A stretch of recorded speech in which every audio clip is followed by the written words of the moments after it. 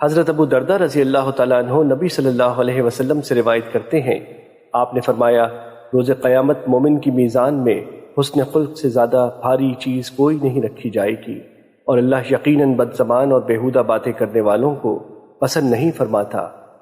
مشکوٰۃ المصابیح حدیث نمبر 5081۔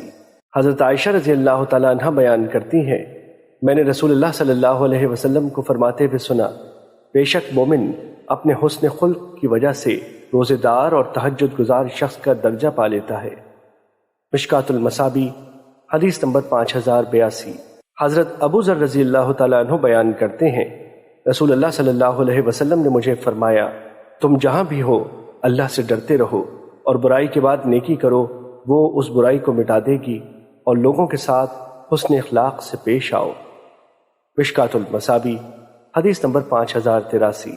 حضرت عبداللہ بن مسعود رضی اللہ تعالیٰ عنہ بیان کرتے ہیں، رسول اللہ صلی اللہ علیہ وسلم نے فرمایا، کیا میں تمہیں ایسے لوگوں کے متعلق نہ بتاؤں جو جہنم کی آگ پر یا جہنم کی آگ ان پر حرام ہے؟ وہ ہر آسانی کرنے والے، نرمی کرنے والے، قریب رہنے والے، نرم خو پر حرام ہے۔ مشکوٰۃ المصابیح حدیث نمبر 5084۔